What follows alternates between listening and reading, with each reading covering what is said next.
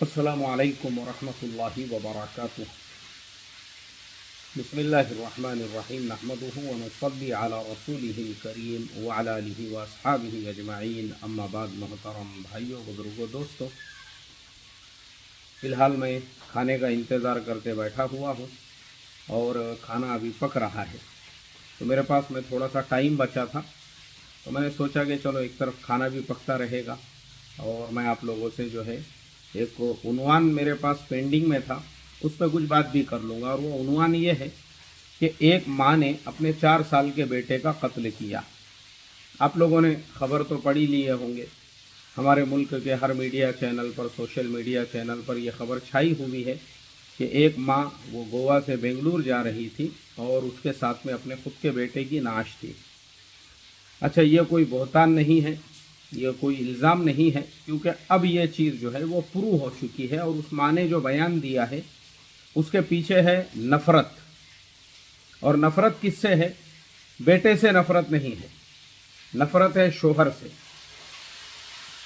मियाँ बीवी दोनों के भी दरमियान में लड़ाई झगड़े चल रहे थे, केस कोर्ट के अंदर था और शोहर जो थे, कोर्ट ने उनको इजाज़त दी हुई थी कि वो अपने बेटे से मुलाकात कर सकते हैं। वो मलेशिया के अंदर जॉब करते हैं और बीवी जो है वो इंडिया में अपनी कंपनी चला रही थी। अब आप सोचिए कि वो जो बाप है उसको अपनी औलाद से कितनी मोहब्बत होंगी कि वो बाप हर संडे को अपनी औलाद से मिलने के लिए मलेशिया से इंडिया आया करते थे। और माँ जो है, यही चीज़ उस औरत को बर्दाश्त नहीं हो रही थी कि मेरे शोहर को मेरे बेटे से इतनी ज़्यादा मोहब्बत क्यों है। दोनों के दरमियान में लड़ाई झगड़े इसी मसले को लेकर थे। माँ को लगता था कि बेटा मेरा है, बाप को लगता था कि बेटा मेरा है। और जब बाप बेटे से जान तोड़ के मोहब्बत करते थे तो माँ को ये चीज़ देखी नहीं गई। अब देखो, इंसान जो है ना, जब नफ़रत में अंधा हो जाता है और किसी से इंतकाम लेना चाहता है और किसी को तकलीफ़ पहुंचाना चाहता है ना, तो वो इतने नीचे की सतह पे गिर जाता है, वो सारी चीज़ें भूल जाता है कि उसको खुद को कितनी तकलीफ़ होने वाली है। अब आप मुझे बताइए, इस औरत का जो असली मकसद था, इसका मकसद था अपने शोहर को तकलीफ़ पहुंचाना। और शोहर को कैसे तकलीफ़ पहुंचेंगी? क्योंकि शोहर को बेटे से सबसे ज़्यादा मोहब्बत है, तो बेटे का कत्ल कर देते हैं। तो तब जाके शोहर को जो है ना, उसको पता चलेगा कि बेटा क्या होता है। तो इसके लिए माँ ने पूरा प्लान बनाई सिर्फ अपने शोहर को तकलीफ़ पहुंचाने के लिए। अब शोहर को तकलीफ़ पहुंचाने के नीयत से तो उसने प्लान बनाई, लेकिन आप सोचिए उसकी अपनी खुद की जो ज़िंदगी है, उसकी ज़िंदगी में क्या उसको सुकून मिल गया?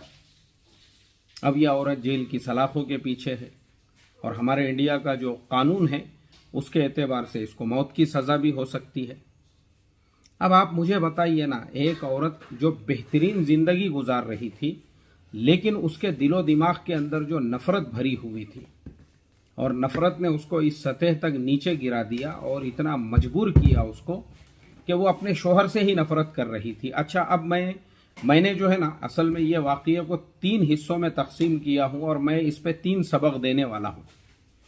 उसमें से एक तो मेंटल हेल्थ के बारे में है, दूसरे औलाद की तालीम और तरबियत के बारे में है जो इसी से रिलेटेड रहेगा, और आज का जो मेरा पहला वीडियो है इस उन्वान के ऊपर, वो ये है कि हमारे भारत के अंदर ये मेरा तजुर्बा है, इस पे मेरा पूरा रिसर्च है। अगर आप बोलो मैंने इस पे PhD किया हुआ होगा तो इसमें कोई गुलू और मुबालिगा आ रही नहीं होंगी, क्योंकि मेरे अपने ऑफिस के अंदर भी इस तरह के केसेस रोज़ाना आते हैं, मियाँ बीवी में लड़ाई झगड़े हैं। तो ये जो मेरा तजुर्बा है वो ये है कि हमारे यहाँ पे पहले तो मियाँ बीवी का जो रिलेशन होता है ना, वो एक सौदा होता है, उसमें मोहब्बत नाम की कोई चीज़ ही नहीं होती है। जैसे मोहब्बत होना चाहिए ना, हुवल्लज़ी खलक़ लकुम मिन अनफुसिकुम अज़वाजन लितस्कुनू इलैहा व जअल बैनकुम मवद्दतन व रहमा। मियाँ बीवी शादी का मकसद क्या है? टूट के मोहब्बत होना चाहिए एक दूसरे में। मैं आपको उसकी एक मिसाल देता हूँ।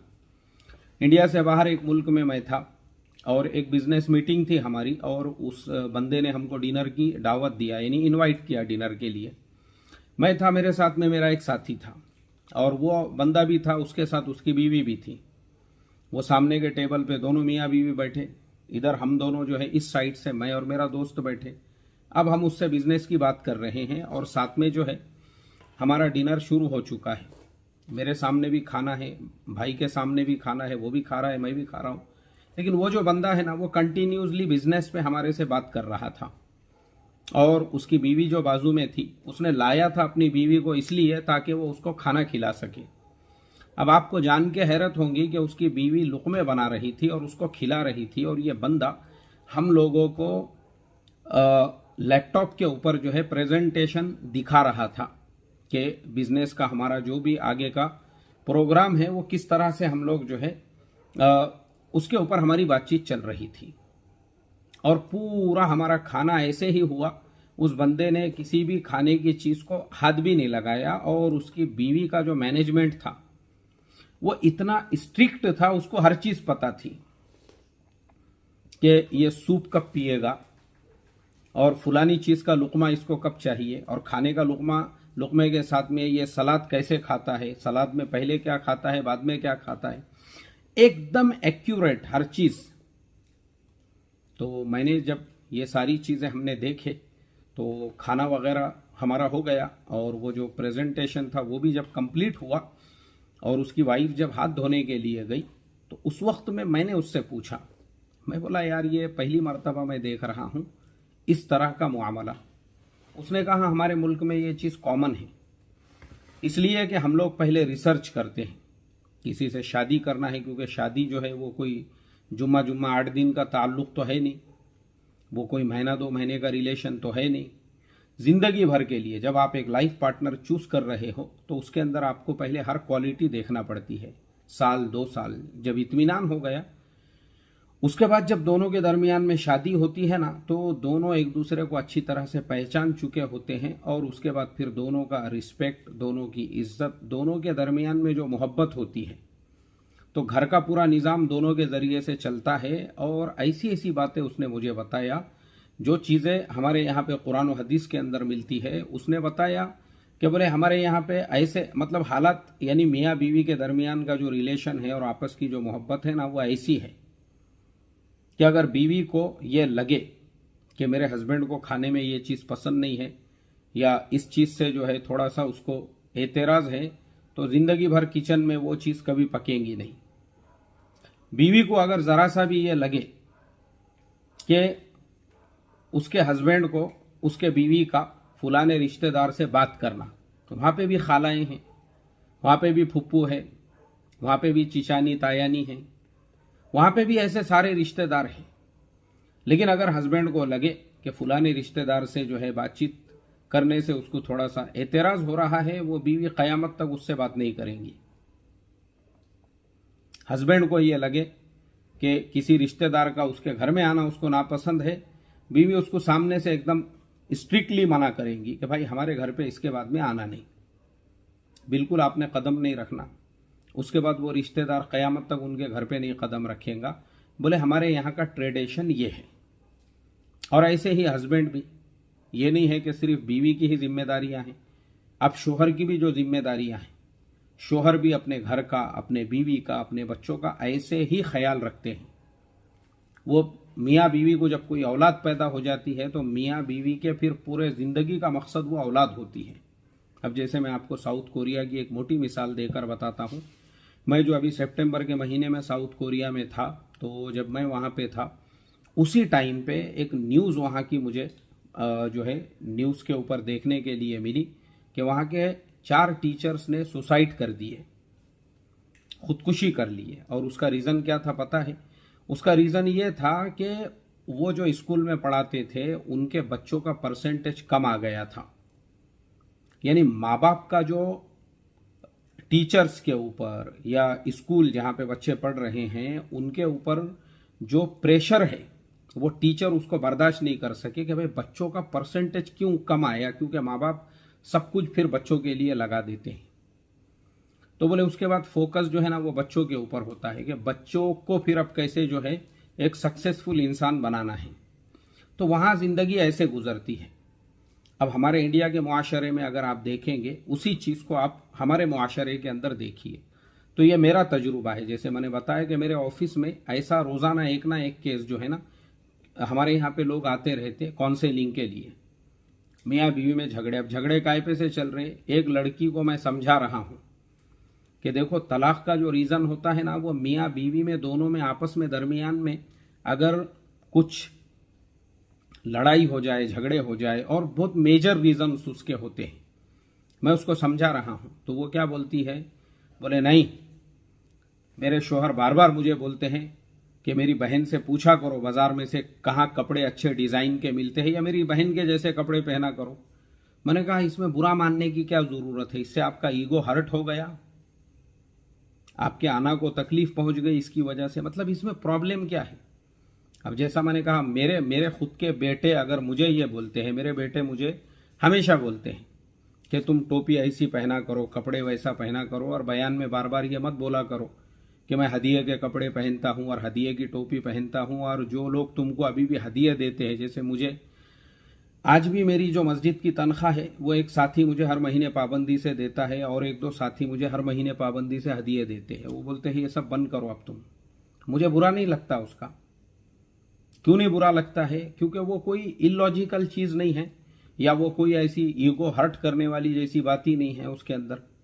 सही बात है, उन लोगों को जो है इसमें शर्म महसूस होती है कि एक तरफ हम शेयर मार्केट में करोड़ों की बातें करते हैं और दूसरी तरफ हमको 500 रुपये भी किसी ने हदिया दिया तो हम जो है बड़े बशाशत कल्ब से कबूल कर लेते हैं, और लोग पाबंदी से मुझे देते भी है हर महीने।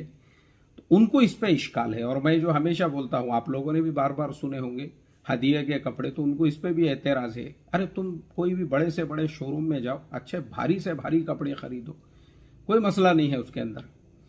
तो बताने का मकसद ये है, नॉर्मल है जिंदगी में। और मैं मेरे बच्चों को बोलता हूँ, कई मरतबा मैं उनको इस तरह से समझाता हूँ कि भाई देखो, मुझे ये चीज़ बिल्कुल पसंद नहीं है, मुझे ये चीज़ पे एतराज़ है, या मुझे ये चीज़ पे इश्काल है।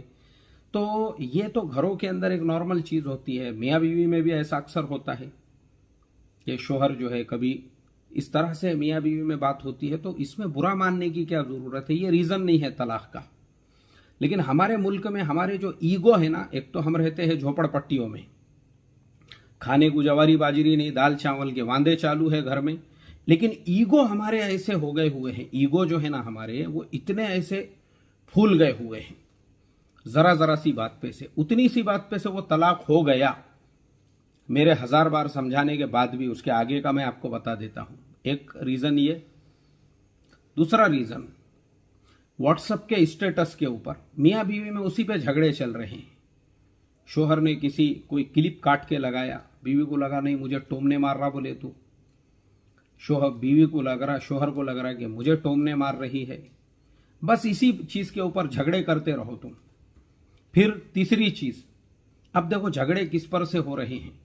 शादी होके 5 से 10 साल हो चुके हैं, वो आज भी जो है ना वही झगड़े चालू है कि शादी में तुमने हमारे फुलाने रिश्तेदार को पुरानी साड़ी दिए थे, फटे हुई लुंगी उड़ा दिए थे, और बिरयानी में जो है चावल में गोश्त बड़े का डाल दिए थे, छोटे का बोले थे, और तुमने बोले थे कि आइसक्रीम अनलिमिटेड रखेंगे, लेकिन लिमिटेड रखे थे। चाय तो पिलाई भी नहीं थे तुमने हमारे मेहमानों को। अब मैं आपको बोलूँ, चाय पे से तलाक़ें हो गई हुई है हमारे यहाँ पे। अब मुझे आप बताओ, इंडिया जैसे, अब मैं ये मुल्क के अंदर हूँ, मैं जब ऐसे सफ़रों पे निकलता हूँ ना, तो मुझे 3-3 महीने तक चाय पीने को नहीं मिलती है, हमारी इंडिया की जो चाय होती है। तो नहीं पीता हूँ मैं, मेरी भी आदत है। अल्लाह ने मेरे अंदर इतना सब्र और तहम्मुल रखा हुआ है कि घर पे रहूँगा तो दिन में 3 बार मैं वही चाय पीता हूँ। और अगर बाहर मुल्क में चला गया तो कोई मसला नहीं है अपने लिए, वो जब तक नहीं मिली तो ऐसा ज़रूरी नहीं है कि चाय मिलना बोलकर। लेकिन आप सोचो, हमारे यहाँ पे कदम कदम पे चाय की टपरियाँ हैं, कदम कदम पे चाय की होटलें हैं, दिन में से 10-10 बार चाय पी रहे हैं। चाय पे से तलाक़ें हो गई हमारे यहाँ पे। पता ये चला कि तुम लोगों को ज़िंदगी से मोहब्बत नहीं है, तुमने शादी ब्याह को समझा ही नहीं है। जैसे मैंने अभी मेरे दोस्त की मिसाल दिया, टूट कर मोहब्बत मियाँ बीवी दोनों के दरमियान में। जैसे वो शायर ने कहा है ना कि जो तुमको हो पसंद वही बात करेंगे, और तुम दिन को अगर रात कहो रात कहेंगे, कोई मसला नहीं है उसके अंदर। ये रियलिटी है वहां पे, खाली गानों में नहीं है। फिल्मों में नहीं है, ये रियलिटी है वहां की जिंदगी की। ये मैंने मेरी आंखों से देखकर आया हूं, मैंने उन लोगों की जिंदगी, मुझे रश्क होता था वाकई में भी। यार क्या लाइफ है इन लोगों की, क्या मोहब्बतें हैं आपस में। और देखो जब मियाँ बीवी में आपस में मोहब्बतें होती है ना तो प्रोग्रेस होता है, बढ़ोतरी होती है, कारोबार बढ़ते हैं, इंसान जहनी तौर पे जो है मुतमईन होता है वो इंसान। तो मेरा तजुर्बा ये है, मेरे पास जो आते हैं ना लोग, अब झगड़े काय पे से चल रहे, जो मैं बता रहा था आपको, बिरयानी में जो है बड़े का बोल के छोटे का बोल के बड़े का गोश्त डाल दिए। एक तो ये झगड़े की वजह, दूसरी झगड़े की वजह कि तुमने मेरे मामू को सलाम नहीं करे। अब एक शोहर जो, देखो अब ये मेरे पास आया हुआ मसला बता रहा हूं, हमारे भाईजान को सलाम नहीं कर, मतलब वो जो लड़की थी वो पर्दे की पाबंद थी, उसने कहा मैं नामहरम को सलाम नहीं कर सकती, उस पे से झगड़े, उस पे से तलाक हो रही है। तो पता ये चला कि तुम्हारे यहाँ पे मियाँ बीवी में जो मोहब्बत होना चाहिए ना वो कहीं पे भी नहीं है। असल घर तोड़ने वाले बाहर के रिश्तेदार, जो मैंने अभी मेरे दूल्हा दुल्हन कोर्स का आखिरी सबक चैनल पे अपलोड किया हुआ हूं, वो आप देख लो। जिंदगी का मकसद ही नहीं मालूम है हमारे यहाँ पे। और जब आपस में इस तरह से झगड़े और तलाक वगैरह के मसाइल पेश आते हैं ना तो प्रॉब्लम उसके बाद में क्या होता है कि हमारे दिलों में जो नफरत बैठी हुई है, नफरत, हमारे यहाँ के फिल्में जो हमारे यहाँ जो सीरियल वगैरह टीवी के घरों में चलते हैं, उसके अंदर जो इंतकाम, साजिश और षड्यंत्र, ये सारी चीजें देख देख के जो है ना हमारे दिलों में इतनी नफरतें भर गई हुई है। हर एक आदमी दूसरे को जलील करने में, हर एक आदमी दूसरे को नीचा दिखाने में, हर एक आदमी में दूसरे को, यानी जरा जरा सी बात पे पुलिस केस, ऐसे छोटे छोटे मसले मसाइल, जो मसाइल आप बैठकर बातचीत से हल कर सकते हो, हम बातचीत से हल नहीं करेंगे। हमारे ईगो इतने बड़े बड़े हो गए हुए हैं, एक दूसरे को जलील करना है ना, एक दूसरे को। अच्छा जिंदगी बर्बाद हो रही है, उससे किसी को कुछ लेना देना नहीं है, कुछ लेना देना नहीं है, मगर हम जो जिंदगी जी रहे हैं वो बाहर वालों के लिए। लोगों को पता चलना चाहिए। हमने तो 498 कर दिए बोले उनके ऊपर। अब इसमें झूठ देखो आप, मैंने अभी पिछले दिनों में कुछ केसेस ऐसे देखा हुआ हूं कि 498 के केसेस ऐसे लोगों के ऊपर भी किए गए जो बेचारे दुबई में जॉब करते हैं, जो कुवैत में हैं और जो बाहर मुल्कों के अंदर है, जो इनकी शादी में भी नहीं थे, वो कभी आए नहीं इंडिया को, उनके भी नाम डाले हुए हैं 498 के अंदर। आप मुझे बताओ ऐसी कौम कैसे सरसब्ज व शादाब रहेगी जो दूसरों पे ऐसा जुल्म करेगी। ये जुल्म है, सरासर जुल्म है। आपके यहां समझदारी नाम की कोई चीज नहीं है। हर मसला जो है ना हमको इस तरह से पुलिस केस, इस तरह से 498 केस, इस तरह से जो है, और उसका फायदा कुछ भी नहीं है। नफरतें जो है ना इसी भर गई हुई है दिलों के अंदर, उसकी वजह से घर बर्बाद हो रहे हैं,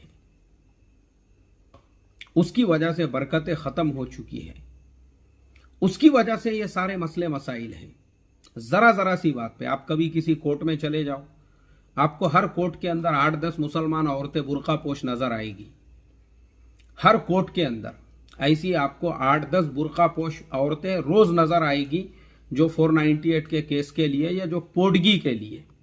अब कितनी अफसोस की बात है। अरे जिंदगी खुशी का नाम है। अगर शरीयत में तलाक क्यों है? इसीलिए है, मियाँ बीवी में नहीं जम रहा है, और उसका जो रीजन है, अगर वाकई में भी जो है ना वो रीजन इतना पावरफुल है, जैसे शोहर नामर्द है,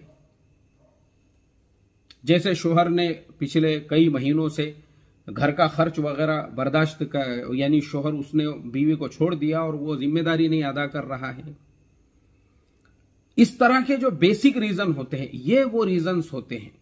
अब वो रीजन ही नहीं है हमारे यहां। तो जरा जरा सी बात के लिए, और तलाक होने के बाद आप किसी और मर्द से निकाह करो और जिंदगी को इंजॉयमेंट देखो। मजा जो है ना जिंदगी का, मियाँ बीवी के प्यार मोहब्बत के अंदर होता है।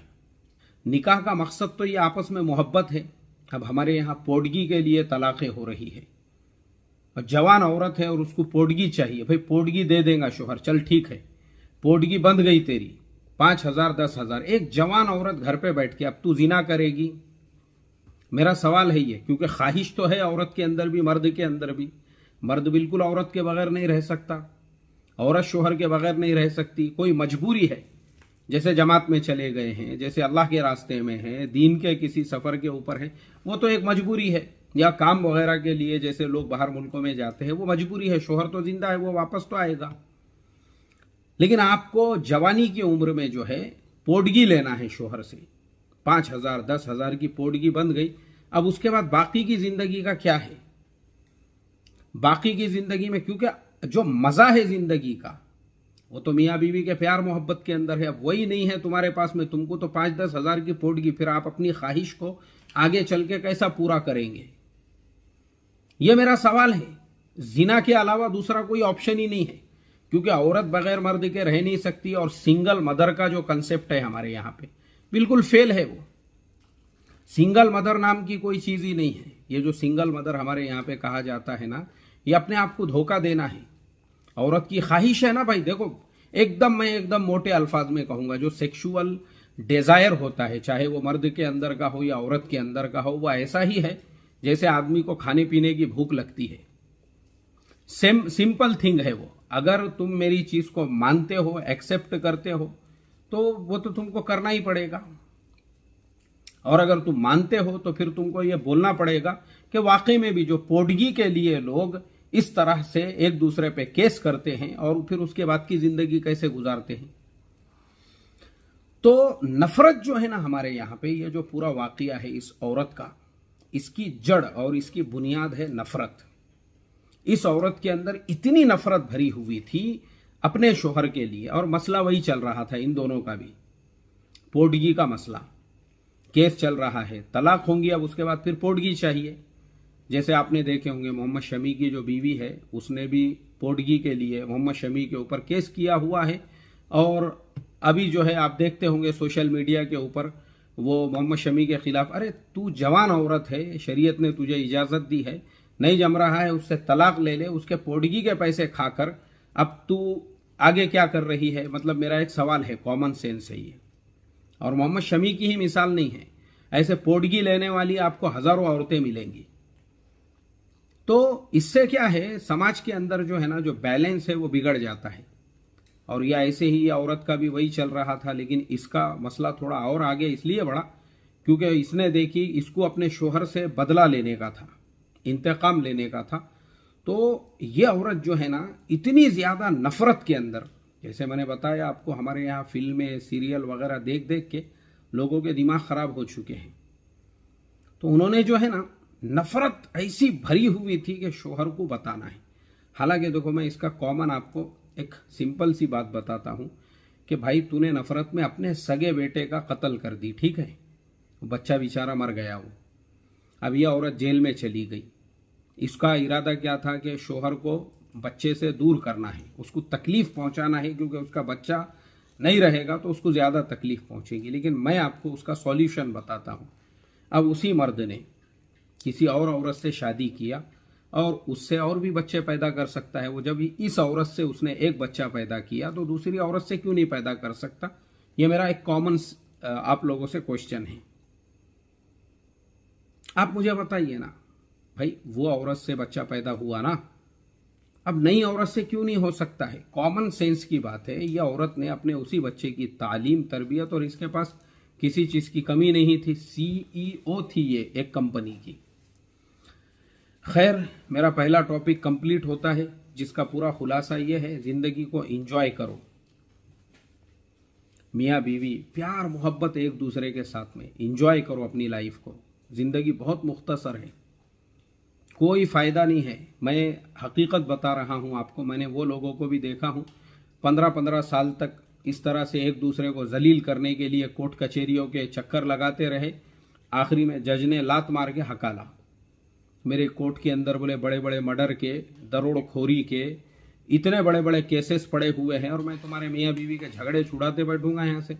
निकलो बोले बेशरम बेगैर, तो शर्म भी नहीं है तुमको, हर तारीख पे आ जाते बोले। ये मसले मसाइल ऐसा इस तरीके से, मुझे बताओ फायदा क्या हुआ आपको इसका? तो मैं यही कहूंगा, मेरे पूरे बात का खुलासा, प्यार से रहो, मोहब्बत से रहो, एक दूसरे को रिस्पेक्ट दो, एक दूसरे की इज्जत करो। शोहर के लिए बीवी से और बीवी के लिए शोहर से बढ़ के दुनिया में कोई चीज नहीं है। अगर तुम वो शोहर पे 498 का केस करते हो और तो वो बीवी की हालत जो है ना, उसको गली के कुत्ते भी नहीं पूछते हैं बाद में, उसकी जितनी भी इज्जत है उसके हस्बैंड की वजह से। और वो शोहर अगर इस तरीके से अपने बीवी को तलाक देता है या उससे अलहदगी इख्तियार करता है तो वो खुद अपनी ज़िंदगी को जहन्नुम बना रहा है।